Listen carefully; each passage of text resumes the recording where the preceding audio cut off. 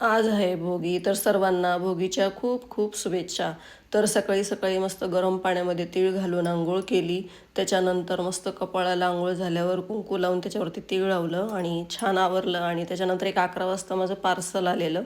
तर मी हे स्वामींसाठी मागवलेलं आहे आसन. तर आज त्याचाही एक छान उपयोग होणार आहे. तर मस्तपैकी देवांना आंघोळ वगैरे घातलं, छान कोरडे करून ठेवले. त्याच्यानंतर मग मला हे आसन तयार करायचं होतं, तर मी ह्याला लेस लावून मस्त शिवून घेतलं. त्याच दिवशी सगळं काही तयारी. मग नंतर हे लटकन वगैरे माळा वगैरे बदलले आणि सगळं आवरल्याच्या नंतर मग लोटके आणायला गेले, कारण भोगीच्या दिवशीच ते आणावं लागतात खणं. तर मग त्याला मस्त पाण्यामध्ये भिजू घातले आणि वाळवले आणि त्याच्यानंतर त्याला कलर वगैरे केला आणि खूप छान वाटू लागले ते खणं.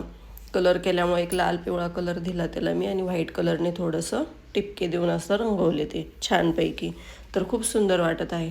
तर मग मस्तपैकी मग देवांना स्थान वगैरे दिलं, घरातल्या देवपूजा वगैरे करून घेतली आणि त्याच्यानंतर बाहेर सडा रांगोळी वगैरे सगळं सकाळी केलेलं. आणि मग माझं उंबरठा पण होतं.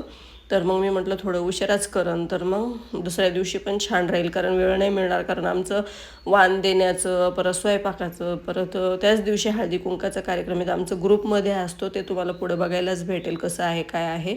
तर मग असं छानपैकी उंबरट्याला हळदीचं लेपन करून रांगोळी काढून घेतली, कारण माझ्या इथं काही लहान मुलं वगैरे कोणी नाही, तर ती जशाला तशीच राहणार आहे रांगोळी.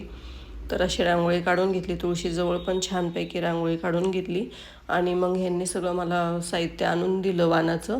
तर मग मी ते निवडून वगैरे ठेवलं.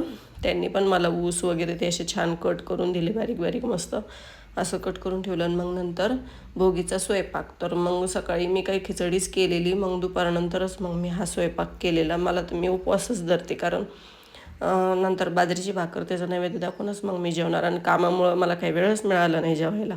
तर मग अशा संध्याकाळी मग असे दिवे वगैरे प्रज्वलित करून घेतले, बाहेर उंबरठ्याजवळ तुळशीजवळ सगळीकडे असे दिवे लावून घेतले. आणि त्याच्यानंतर मग देवाजवळ मग मस्तपैकी नैवेद्य दाखवला, मंडळ काढलं पाण्याचं. मग 3दा पाणी फिरवून मग असं विठ्ठल रुक्माईचं बघा असं मी ते आसन दिलं, जे ऑनलाईन मागवलेलं आहे ते. अशा पद्धतीत पूजा केली, जसं सुचलं तसं केलं. तुम्हाला कसं वाटलं नक्की कमेंट करून सांगा. आणि पुन्हा भेटूया पुढच्या व्हिडिओमध्ये. तोपर्यंत बाय बाय.